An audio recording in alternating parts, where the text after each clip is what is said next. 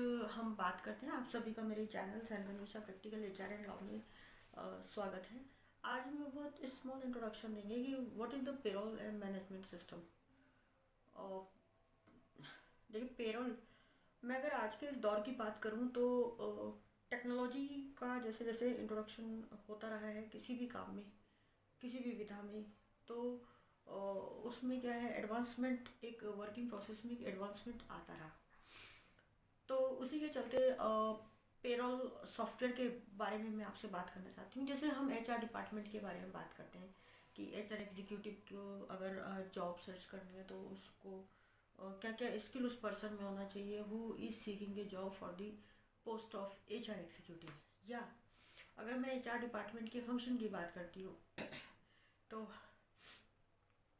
उसमें ये क्वेश्चन आता है कि एक ही पॉइंट आता है कि पेरोल मैनेजमेंट को जो है वो मैनेज करना आना चाहिए, है ना। एचआर का एक मेन फंक्शन है how to make use of payroll software system. तो देखिए, पेरोल क्या होता है, आप अगर एक एम्प्लॉय हैं तो आपने देखा होगा when you enters into A company और एन ऑफिस, तो अटेंडेंस मार्क करने का एक सिस्टम होता है, थंब इम्प्रेशन होता है, पंचिंग मशीन होती है, उसमें थंब इम्प्रेशन या आई एक्सप्रेशंस के द्वारा या फेस उसके द्वारा जो है आप पंचिंग करते हैं। अब एम्प्लॉय जब पंचिंग कर देते हैं तो वो देखिए, एचआर पेरोल के दो पार्ट होते हैं। एक तो होती है punching punching machine means time management, और एक होता है पेरोल, है ना। तो जो वो डेटा का इनपुट आता है, वो जब एम्प्लॉयज़ पंचिंग करते हैं तो वो सारा डेटा स्टोर हो जाता है टाइम मैनेजमेंट। टाइम मैनेजमेंट जो होता है या टाइम ऑफिस, उस जो सॉफ्टवेयर है उसको मोस्टली एक पॉपुलर वर्ड यूज़ होता है उसका, टाइम ऑफिस। अलग अलग कंपनीज के अलग अलग सॉफ्टवेयर आते हैं, लेकिन अगर मैं नॉर्मल वर्किंग उसकी बात कहूँ तो मैंने भी लगभग अभी 4-5 तरह के सॉफ्टवेयर पे काम किया है। तो एक यूनिफॉर्म प्रोसेस जो है वो लगभग समान होता है। समान ये होता है कि आपने देखा होगा ऑफिस में एक टाइम मशीन लगी होती है, ब्लैक कलर का एक डिवाइस होती है, तो उसमें एक स्क्रीन होती है। तो जब आप पंच करते हैं तो वो आपको थैंक यू का एक मैसेज भी देती है, और उसमें ग्रीन राइट का निशान आता है। चाहे आप थंब इम्प्रेशन से करें, चाहे आई एक्सप्रेशन से करें, चाहे आप जो है फेस उससे आप पंचिंग करते हैं, तो उससे आपका जो है वो राइट का निशान होता है, मशीन बोलती है थैंक यू। उसका मतलब है आपने अपनी अटेंडेंस लगा दी है। एम्प्लॉय एंटर हो जाते हैं गेट से, है ना, या डेजिग्नेटेड एरिया से वो अपना डोर से एंटर हो जाते हैं। उसके बाद वो सारा डेटा जो है वो स्टोरेज होती है प्रोसेस करके टाइम ऑफिस में। टाइम ऑफिस से डेली का पंचिंग का डेटा हम लोग मॉर्निंग में 10-11 बजे तक एचआर डिपार्टमेंट ले लेता है। फिर वो पंचिंग की जो डिटेल्स हैं वो एम्प्लॉय कोड के हिसाब से जो है वो उनकी डिटेल्स आने लगती हैं। मंथली इसका जो जैसे तनख्वाह बनती है ना, मंथली या वीकली, तो इसका 1 to 30, 1 to 31, 1 to 29, 1 to 28, ये इसका कैलेंडर के हिसाब से जो है वो कैलेंडर ईयर के हिसाब से ये मशीन का डेटा आता है। तो इनपुट क्या है, पंचिंग।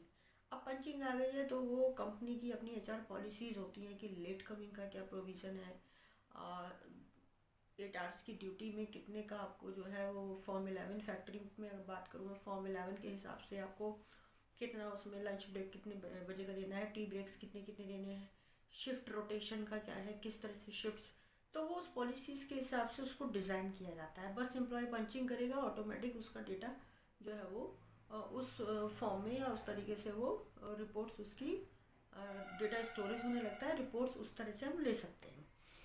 अब जो पंचिंग का डेटा है वो सारा का सारा जो इनपुट है हमारा, जब हम पेरोल प्रोसेस करते हैं तो वो डेटा आपका ट्रांसफ़र होता है पेरोल में। अब हम पेरोल की बात करते हैं।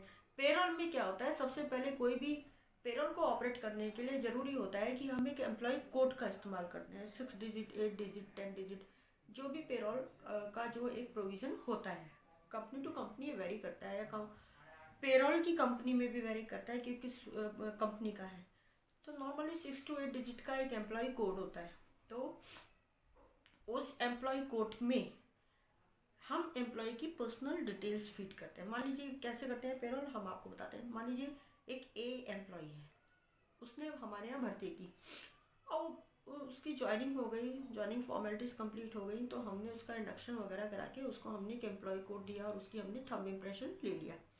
अब उस एम्प्लॉय कोड में हम उसकी पूरा पर्सनल डिटेल फीड करेंगे।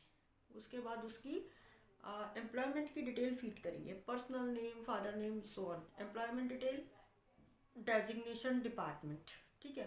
फिर थर्ड उसकी जो विंडो ओपन होगी उसमें उसकी सैलरी का इनपुट देंगे, बेसिक HR कन्वीनियंस टोटल कितना, वो OT में आता है नहीं आता, लीव का प्रोविज़न।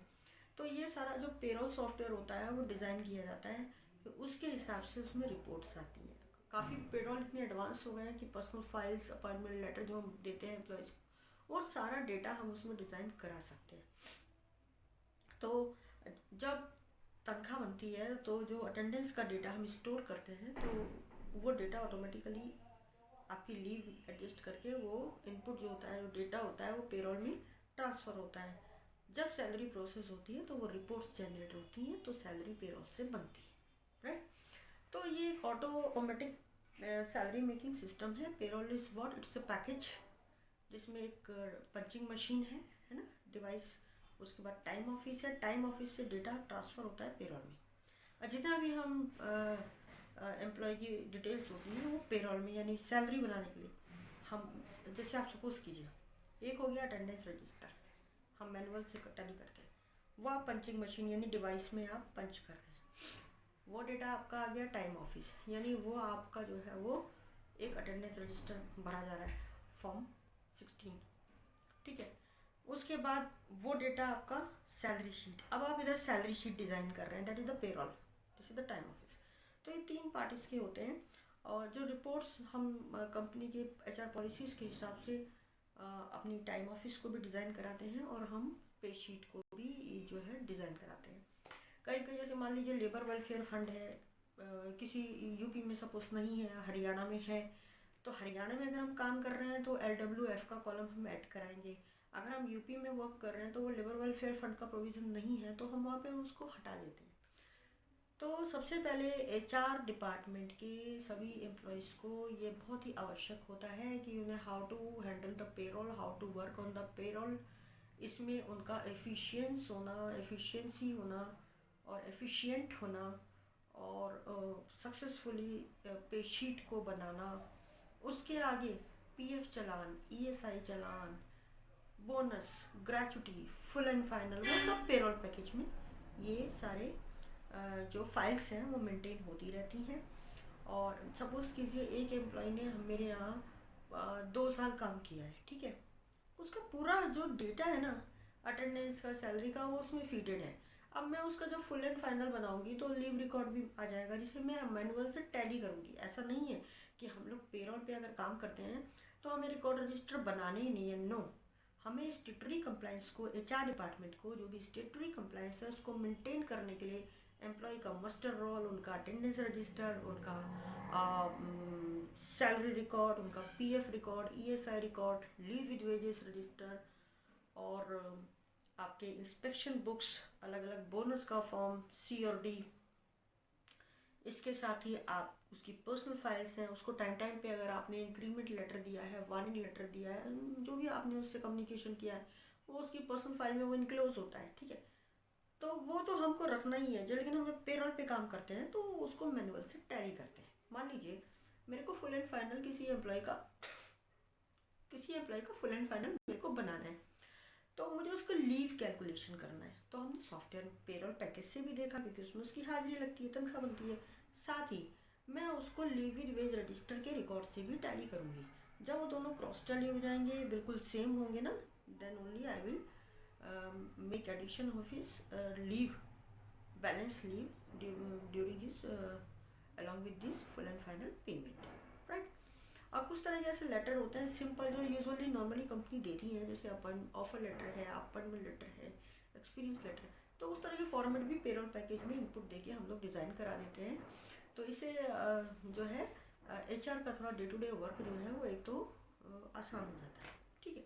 तो फ्रेंड्स, मैंने बहुत इन शॉर्ट, अगर आपको ये पसंद आएगा तो आप कमेंट बॉक्स में बताएं, फिर मैं आपको पूरे इसका प्रोसेस स्टेप बाय स्टेप भी I will tell you, but अभी मैंने बहुत शॉर्ट में आपको बताया है, क्योंकि जितने भी लोग HR में काम कर रहे हैं अगर उनको लगता है कि उनको आगे ग्रो करना है तो उनको पेरोल पैकेज, अब तो सैप मॉड्यूल भी आ गया है, लेकिन मैं एक अगर जनरल कंसेप्ट में बात करूँ तो पेरोल पैकेज का जो है काम करने में उनको वेल वर्स्ड होना चाहिए, बिकॉज ये आज के टाइम की, आज के एक दौर की डिमांड है। बिकॉज कंपनीज में बायर कंप्लायंस होते हैं, स्टेटरी कंप्लायंस हैं, तो उनको मेंटेन करने के लिए भी जो है आपको पेरोल पैकेज को पे वर्क करना होता है ना। आप ऑलमोस्ट जितनी भी कंपनीज में जाएंगे बीइंग एचआर प्रोफेशनल, तो आपको वहाँ पे पेरोल पैकेज जो है वो आपको ऑलरेडी जो है आपको इंस्टॉल्ड मिलेगा, आपको उसमें वर्क करना ही करना है, ठीक है। उसमें आप आवश्यकता के अनुसार चेंज करा सकते हैं, बट उसको अपडेट करा सकते हैं, रिवाइज करा सकते हैं। अब कुछ ऐसा भी होता है, जैसे मान लीजिए आज पीएफ का कंट्रीब्यूशन 12% है, बीच में 10% हो गया था, तो हमको पेरोल में चेंज कराना पड़ा, है ना। तो वो एडवांसमेंट या वो अपडेशन या changes from time to time हम कराते रहते हैं। लेकिन एचआर प्रोफेशनल्स के लिए बहुत मैंडेटरी है कि वो आज के दौर में अगर उन्हें इस फील्ड में आगे बढ़ना है तो they must know how to operate the payroll package, which includes attendance device means attendance machine plus time software, office software plus payroll software. तो अब इसके फ़ायदे क्या होते हैं, हम आपको फ़ायदे बताते हैं। सबसे पहले तो जो टाइम होता है ना, जो मैनुअल काम में जो टाइम लगता है वो बचता है। दूसरा एक्यूरेसी रहती है। मैनुअल में क्या है, पेपर फट गया अटेंडेंस का, उसको जोड़ दिया, भीग गया, तो कहीं ना कहीं वो डिस्टर्ब भी हो सकता है। बस पेरोल में आपका डेटा एम्प्लॉय का सेव रहता है। दूसरा, रिपोर्ट्स आप अपनी एक तो अपनी कंपनी की पॉलिसी के हिसाब से या लॉ के हिसाब से तो ये डिज़ाइन होता ही है, वो भी करा सकते हैं। जैसे मान लीजिए मेरी कंपनी में 3 दिन का लेट अलाउ है ना, इन केस ऑफ इमरजेंसी, तो हम उसमें 3 दिन का लेट मान लो आधा घंटे का अलाउड है, तो हम ये इनपुट दे के ये उसमें इनपुट दे सकते हैं, डिज़ाइन करा सकते हैं, है ना। तो कंपनी की एचआर पॉलिसीज़ को इम्प्लीमेंट कराने के लिए आप जो है इसमें अपडेशन करा सकते हैं, ठीक। नेक्स्ट ये आता है, इसमें जो फ़ायदा होता है कि रिकॉर्ड कीपिंग में इजी होता है। अब कोई भी अगर मान लीजिए एम्प्लॉय आ रहा है, जी मेरा पीएफ नंबर क्या है आप बता दीजिए, मेरे यूएन नंबर दे दीजिए, खो गया है, आपने वहाँ पे एम्प्लॉय कोड डाला, उसका यूएन नंबर आपने दे दिया, बिकॉज आप ऑलरेडी फीड कर चुके हैं उसके सैलरी हिस्ट्री या सैलरी रिकॉर्ड में, पेरोल में। तो टाइम आपका जो है डेली काम में, रूटीन के काम में बचता है। तीसरा, आपका डेटा बहुत अच्छी तरह से स्टोरेज हो जाता है, पर्सनल रिकॉर्ड। चौथा, स्टेटरी कंप्लाइंस को आप बहुत अच्छी तरह से मैनेज करते हैं। जो फैक्ट्री एक्ट के रिटर्न्स हैं, फॉर्म 21 एक्सेट्रा, बोनस की रिटर्न है, आपका बोनस का बनाना है, तो वो पेरोल से आसानी से हो जाता है, राइट फ्रेंड्स। तो दोस्तों, मैंने आज आपको बहुत शॉर्ट में पेरोल का इंट्रोडक्शन दिया है कि what is the payroll, what is the time office system and what is the punching machine. और एम्प्लॉय का उसमें सिर्फ क्या रोल होता है, हमको सिर्फ पंच करना है, दैट्स इट। और ज्वाइनिंग के टाइम पे अपनी डिटेल्स और अपनी जितने डॉक्यूमेंट्स हैं वो जमा करने हैं। अब ऐसा नहीं है कि आपका पहले पीएफ कटता था और मैं फॉर्म 11 आपसे भरवा रही हूँ, आप मेरे को फॉल्स इन्फॉर्मेशन दे दे, तो that is mistake from the part of an employ. उसमें एचआर का कोई रोल नहीं है, ठीक है। आप ज्वाइन करते हैं, आप पूरे डिटेल्स दीजिएगा, पहले का पीएफ नंबर, ये साइन नंबर है वो भी आप दीजिएगा, ताकि पेरोल में इनपुट देके आपका आगे रिकॉर्ड जो है वो बेहतर तरीके से मेंटेन हो जाए, ठीक है। यूएन नंबर, अगर आपका पीएफ कटता रहा है तो यूएन नंबर आप जरूर प्रोवाइड कीजिएगा। और आपके सारा डाटा जो है वो आधार से लिंक होना चाहिए एज पर द रिक्वायरमेंट। जैसे यूएन नंबर लिंक होना चाहिए, मोबाइल नंबर आपका लिंक होना चाहिए, है ना।